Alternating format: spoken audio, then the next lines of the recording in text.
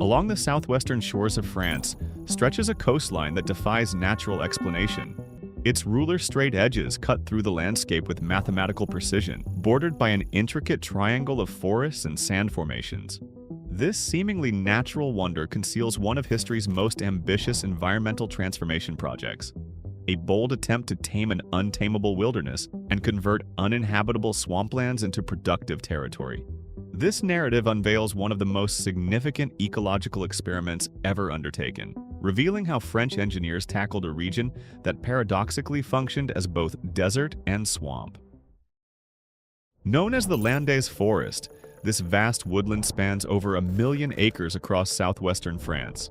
What strikes observers most profoundly is its extraordinary geometric accuracy. Every roadway, boundary, and section follows precise mathematical patterns rarely found in natural environments.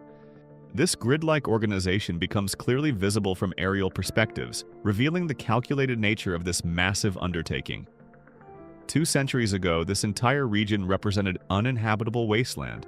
Marshes, shifting sand dunes, and treacherous terrain forced local shepherds to navigate using tall wooden stilts for mobility.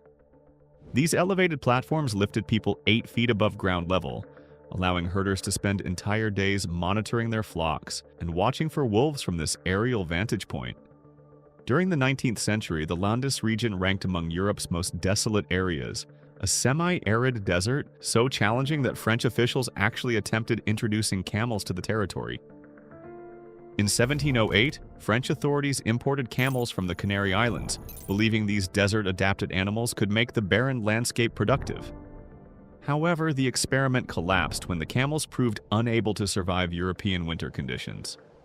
The peculiarity of this location lay in its dual nature as both desert and swamp. Summer brought drought and migrating sand dunes, while winter delivered floods that isolated entire villages for months. Roads disappeared underwater each winter season, making postal delivery impossible and commerce impractical. Complete communities found themselves cut off from the outside world for half the year. Sheep grazed on scrubland that barely sustained them, while local farmers endured some of France's worst poverty conditions. This represented more than an environmental challenge. It constituted an economic disaster affecting hundreds of thousands of people. When Napoleon III assumed power, he conceived an audacious and expensive idea that would reshape France's geography. In 1857, he signed legislation mandating the planting of over 2 million acres of maritime pine trees. This project transcended ordinary tree planting. It represented environmental engineering attempted on a scale never before tried. The strategy relied on a crucial scientific principle. Maritime pine trees possess extraordinarily deep root systems that function as natural pumps, extracting water from saturated soil. Planting sufficient quantities could literally drain entire regions. The brilliance lay in the details. Engineers created a rigorous grid system, drainage channels every few hundred meters, roads following precise geometric patterns, and calculated tree spacing designed to maximize water absorption. Each mature pine tree could absorb 150 liters of water daily. Multiply this by millions of trees and you achieve the equivalent of entire rivers being transferred from ground to atmosphere. The plan aimed to solve 3 problems simultaneously: eliminate flooding, stabilize sand dunes, and establish a timber industry worth millions of francs. They were redesigning the hydrology of a region larger than some entire countries. The project required massive investments and enormous labor forces, with thousands of workers spending decades planting this artificial forest. The transformation took 50 years, but the results proved magical. Swamplands became solid ground, sand dunes stopped moving, and a complete ecosystem emerged. As the forest matured, something unexpected occurred. The artificial ecosystem began creating its own local weather patterns. The massive tree canopy started generating local rainfall, establishing an independent water cycle that made the region more stable. By 1900, the Landes region had become France's timber capital. Towns that barely existed transformed into industrial centers, and the area shifted from economic disaster to economic powerhouse within a single generation. Why does this coastline appear unnaturally straight? The answer lies beneath the waves. For thousands of years, ocean currents carried sand northward through a process called longshore drift. Before the forest existed, these sands drifted inland, forming massive dune systems that moved with every storm. But the pine forest created a barrier. Suddenly, all that migrating sand had nowhere to go except upward. Here we encounter the Dune of Pilat, Europe's largest sand dune. Standing 107 meters high and stretching 3 kilometers long, it continues growing.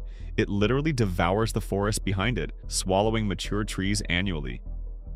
This natural wonder exists because of that artificial forest.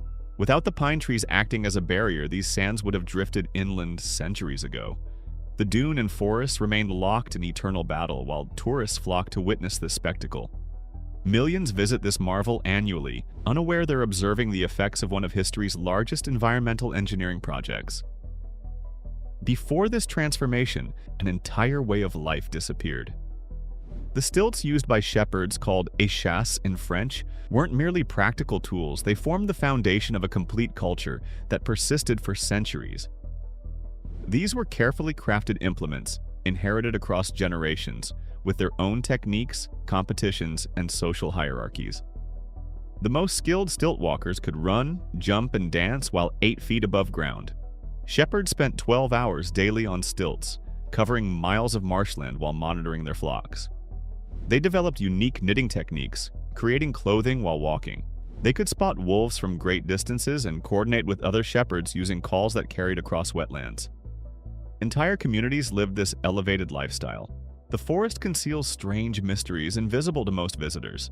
The perfect circles and geometric shapes scattered throughout aren't clearings, they're bombing targets. The French military uses portions of this artificial forest for live-fire training exercises. Large forest sections remain off-limits to civilians. Underground bunkers, weapons testing facilities, and training grounds dot the area. Ironically, the most biodiverse forest sections exist within these military zones because they've been protected from logging and development for decades, accidentally becoming nature reserves. Along the coast, the forest's success created a completely different secret world. Towns like Hossegor became world-famous surfing destinations, but the same reforestation created deep social divisions.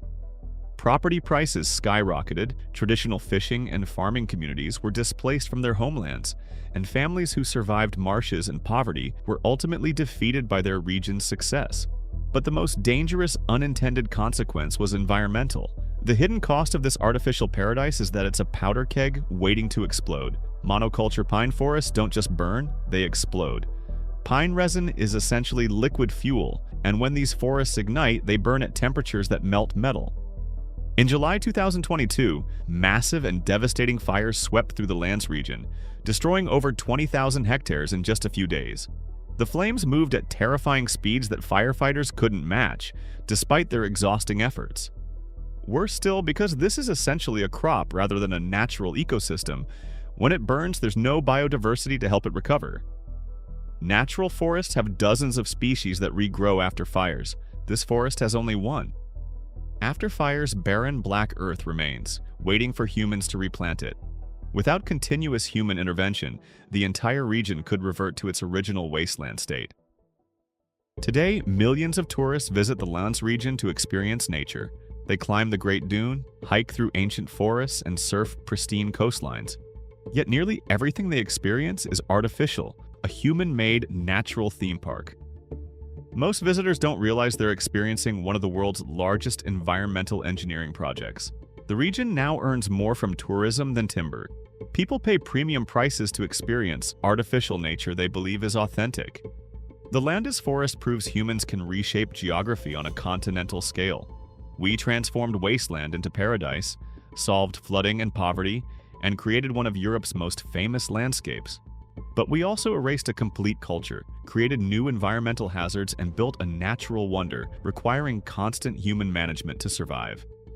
As global climate change forces us toward larger natural interventions, the Landes experiment becomes a crucial test case and important reference for the future. What succeeded? What failed? And what can we learn before reshaping entire continents? The biggest and most important question remains: is artificial nature still nature, or have we created something entirely new, a unique hybrid between natural and artificial?